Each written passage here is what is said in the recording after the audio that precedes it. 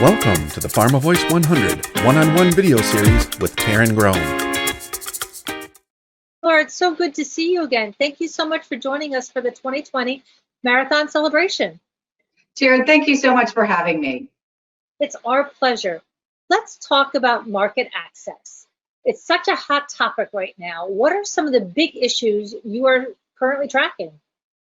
Well, we can certainly say market access was a hot topic, and now we're in the pandemic, right? And I think one of the critical components is, we've got to make sure pricing and reimbursement is correct, right? We're gonna start seeing, when Congress comes back, we're gonna start seeing a lot more policies around drug pricing and management, and how that may possibly affect us from an outcomes-based contract, value-based contracts. We're starting to see more of that legislation come out, so we'll have to really stay tuned to see what actually happens.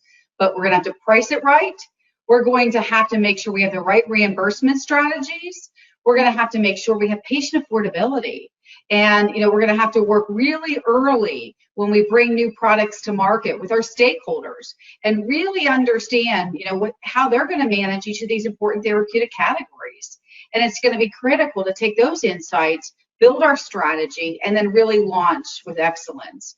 But I think it's going to be this balancing act. Pricing, reimbursement, do we have the right value proposition for our new drug? And do we have patient affordability? I think those are all excellent points. And especially when you start getting into that rare disease space, it becomes even more critical, doesn't it? Yeah, absolutely. I think, what we're seeing is, certainly a shift to that's where, all the innovation is coming out of. And so I think, while, we've kind of progressed to, orals and then specialty pharmaceuticals and then oncologics, now we're really in this rare disease kind of space. And, with, low targeted patient populations, which we're gonna have to be really clear in how we define that. But then we're going to have to really think about it, because the price points. So there's been lots of models out there discussed, and I think, again, early stakeholder engagement to make sure that, if you're bringing a product to market that's $250,000 or, more or less, even in that ballpark, how do we make sure that a system and an overall payer can afford that for patients so that we can bring this important innovations to patients? So early engagement to come up with some creative designs. Sorry, I was going to say it's going to be very interesting to see if we have this conversation again next year where we are, because I think there's going to be a lot of movement, as you said. So it's going to be fascinating to watch. Couldn't agree with you more, Taryn. I think that, I think we're up for the challenge. I think the whole, people in the industry know that the old playbook is gone, and we really do have to think about, how do we make sure the goal of bringing innovation to the market, but knowing there's these, low volume, high price tags, and the model's shifting. So we really have to work very closely and early, so that, that there isn't this surprise element from, a financial perspective. Excellent. To switch tracks just a bit, I know you are a huge proponent for advancing women executives. Why is this such a passion for you? Yeah, that's a great question. I started my career as an educator, and so that theme has followed me throughout my whole career.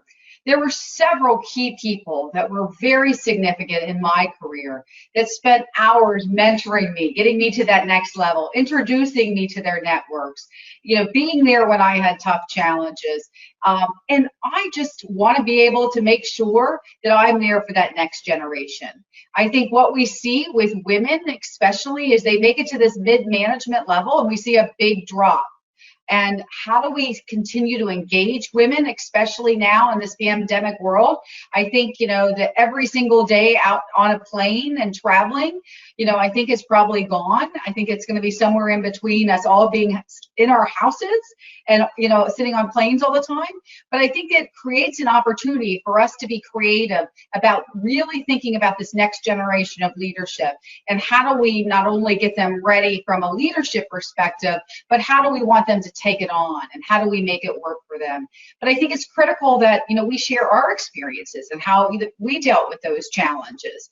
And from there, really supporting them through those important things.